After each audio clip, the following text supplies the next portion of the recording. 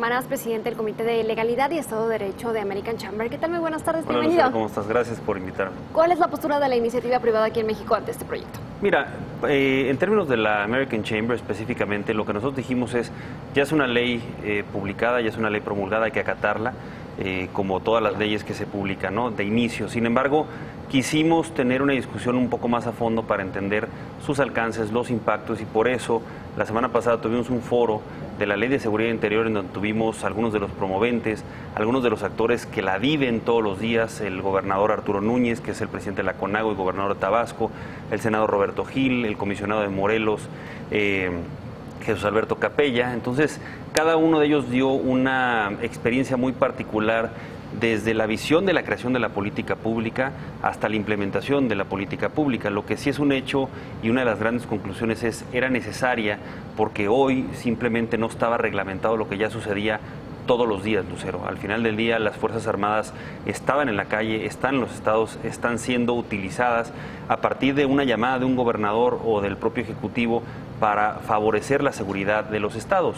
Una de las grandes conclusiones es que no se ha capacitado a las policías estatales, que hace falta una política integral mucho más, con una visión mucho más profunda de la seguridad, y que por supuesto este tema ojalá y no termine en medio de la política, como muchos de los temas terminan en la parte de seguridad, ¿no? Entonces, al final del día el análisis se hizo desde ese lado. Hay muchas cosas que sin duda creemos se pueden mejorar de la ley. Sin embargo, hoy está la discusión en la Suprema Corte de Justicia para ver si la validan o no la validan. Bien, hemos escuchado a organismos, a grandes organismos internacionales como Naciones Unidas, no están tanto a favor de este proyecto, sugieren que haya más garantías. Aquí en México se está escuchando a la iniciativa privada para meter ahí propuestas. Mira, sí, sin duda se escuchó.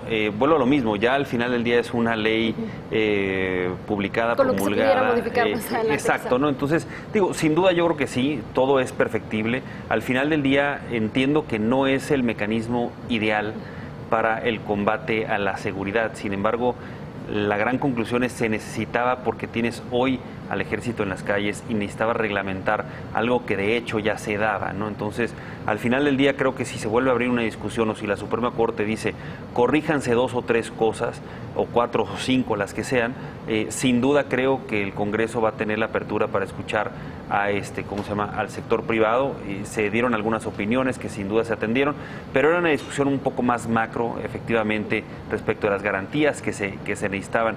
Pero hoy yo te puedo decir que en la situación en la que estábamos, pues no se tenía ninguna garantía. Hoy lo que trata de hacer esta ley es reglamentar esa intervención del ejército, tratar de tener métricas de hacia dónde llegaron, tratar de medirle y ponerle tiempo a la estancia del ejército, y por supuesto que tengan resultados y que se les exijan pues cuál fue la conclusión de esa intervención, que tengan protocolos de actuación, y no solo hoy, como se decía en el foro, hoy una llamada de teléfono activa la intervención del ejército en las calles, y me parece que hoy se necesita un poco de más certeza, que eso es lo que al final del día busca la American Chamber, Lucero. El que al final del día en la seguridad de los estados, de las inversiones, pues la actuación policíaca, la actuación de las Fuerzas Armadas le dé certeza a los mexicanos, a las inversiones y al día a día del doing business en México. Gustavo, el 2017 fue considerado como uno de los estados más violentos en la historia reciente aquí en México. ¿Cómo le impactó esto a los empresarios mexicanos? Pues mira, al final del día sí impacta, porque hay que elevar los costos en la seguridad, hay que cuidar mucho más las estaciones estratégicas que se tienen. Yo te pongo un ejemplo: uno de los miembros del AmCham, para cuidar sus vías de ferrocarril, tiene 1.500 elementos. Y le tienen que invertir más. Y en Estados Unidos tiene 7, con el doble de vías, ¿no? Entonces, pues sin duda impacta en la competitividad, impacta en la movilidad de los productos, en el costo, en muchas cosas, ¿no? Sin embargo, efectivamente esa medición va más por el lado de el impacto de los homicidios dolosos y una serie de cosas que al final del día no le da mucha certeza o le da una mala imagen al país para que siga llegando más inversión. Pero la AmCham sigue con el compromiso de mantener sus inversiones en México, ¿no? Independientemente de que impacta en el costo y sí en la competitividad.